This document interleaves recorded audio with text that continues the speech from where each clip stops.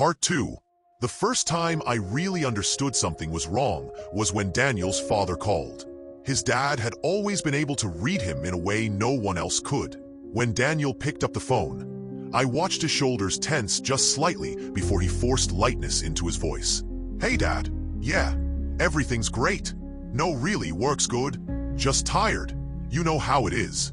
He said tired, like it was a throwaway word, something meaningless. But I knew he hadn't slept properly in weeks.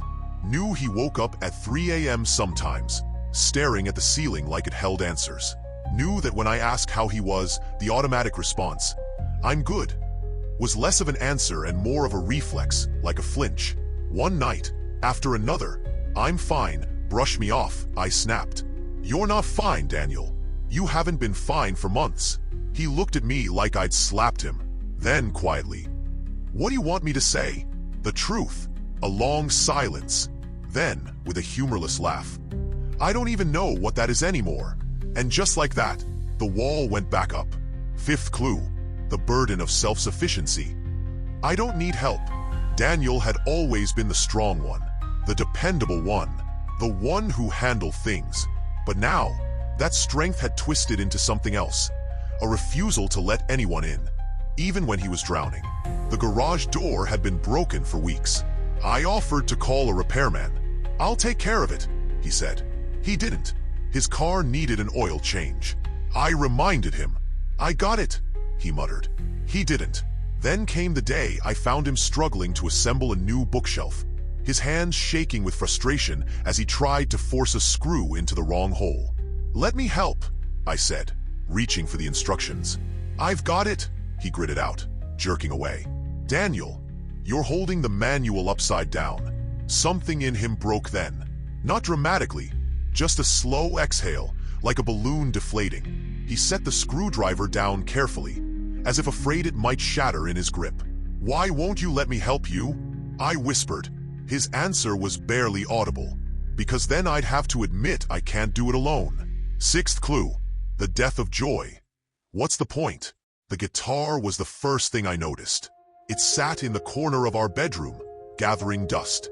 The same guitar he used to play for hours, filling the house with rough, off-key renditions of Wonderwall, just to make me laugh. Now it was just furniture. "You haven't played in a while," I said one evening, nudging it with my foot. He didn't even look up from his phone. "Not really in the mood."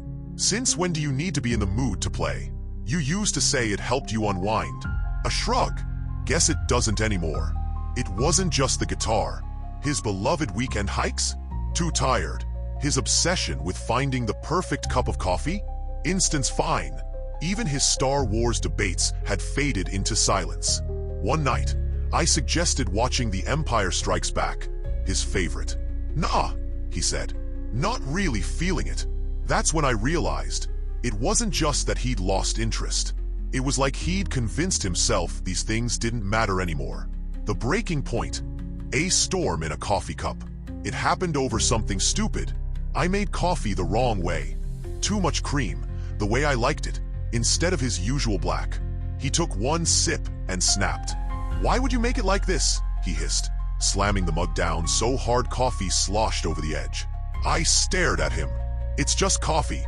It's not about the coffee," he shouted. And then, like a dam breaking, "I don't care about the coffee. I don't care about the guitar. I don't care about Star Wars or hikes or anything. None of it matters." The silence that followed was deafening. His breath came in ragged gasps, like he'd been running for miles. And then, quietly, "I don't know how to care anymore." I reached for him. He didn't pull away. For the first time in months, he let me hold him. And in that moment, I finally understood. This wasn't just exhaustion. This was grief. Grief for the man he used to be. Grief for the joy he'd lost.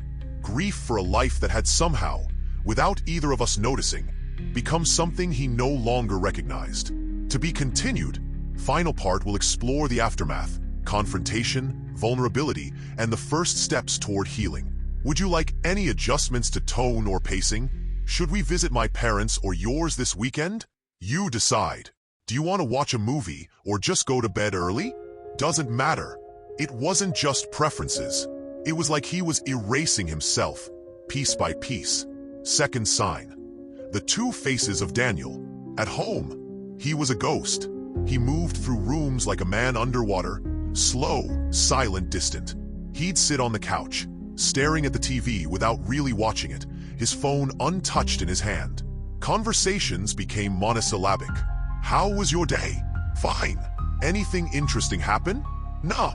But the moment we stepped into a social setting, poof, the old Daniel was back. At barbecues, he was the life of the party, cracking jokes, slapping backs, telling stories with that same old charm. Friends would say, "Man, you guys are killing it. You seem so happy." And I'd force a smile, because how do you explain that the man they were laughing with wasn't the same one who sat across from me at dinner, pushing food around his plate like eating was just another chore? Third sign. The office was his refuge. Then came the late nights. At first, it was just a big project. Then a busy quarter. Then, I just need to catch up. But his workload hadn't changed. I'd call him at 8 p.m., and his voice would be hollow. "Yeah, just wrapping up.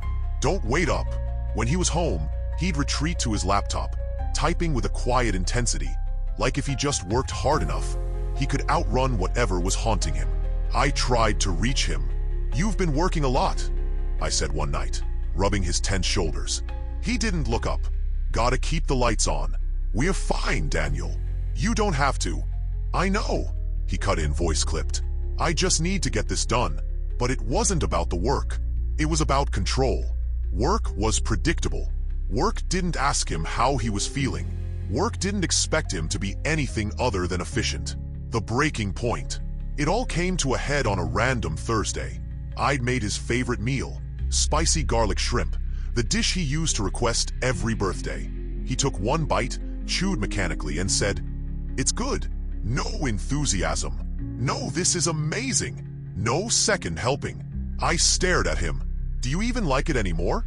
He blinked, confused. "Yeah." I said it was good. "But do you enjoy it?" Silence. Then, finally, a crack in the armor. His voice was barely a whisper. "I don't know." And that's when I realized he wasn't just tired. He was lost.